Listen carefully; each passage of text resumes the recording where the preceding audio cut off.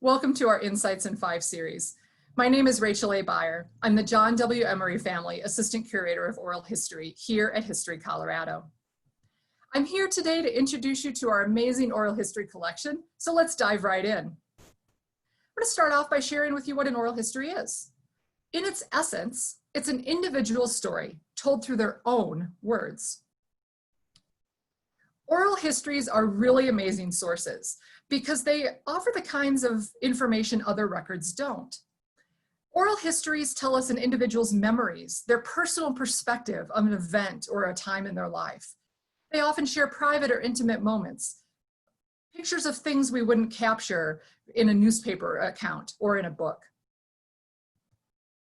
We have more than 1,000 oral histories here at History Colorado, and our collection just keeps right on growing.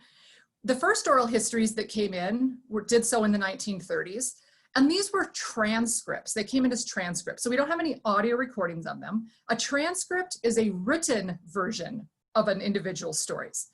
These are normally word-for-word accounts of what they said in their interview. We started collecting recorded oral histories in 1957 with a machine much like the one on the left of your screen, and we've been collecting them ever since. Our current collection initiatives focus on COVID, agribusiness, folks in the LGBTQ community, and the Hispano, Latino, and Chicano communities, just to name a few.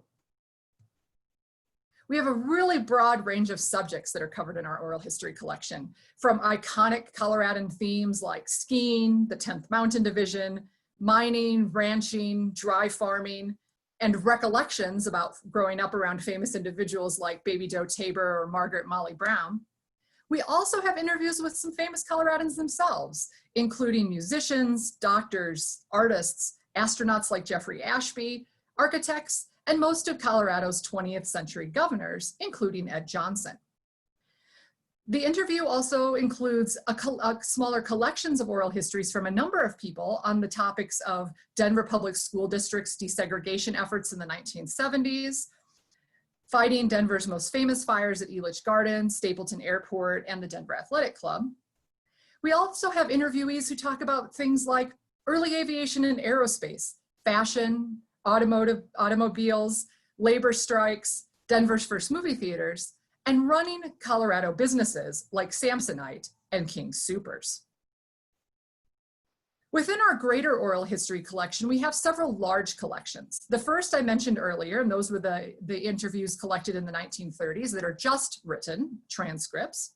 These were collected, the CWA, which is Civil Works Administration, part of the New Deal, and they were called the Pioneer Interviews, not because these were Colorado's first settlers by a long shot. They were called Pioneer Interviews because they talked to people who moved to Colorado in the 1870s, 80s, and 90s. In the mid-1970s, a professor from CSU named David McComb collected a large number of interviews with people that he called elite Coloradans. These were political and commercial leaders. He also conducted a number of interviews with survivors of the 1976 Big Thompson flood.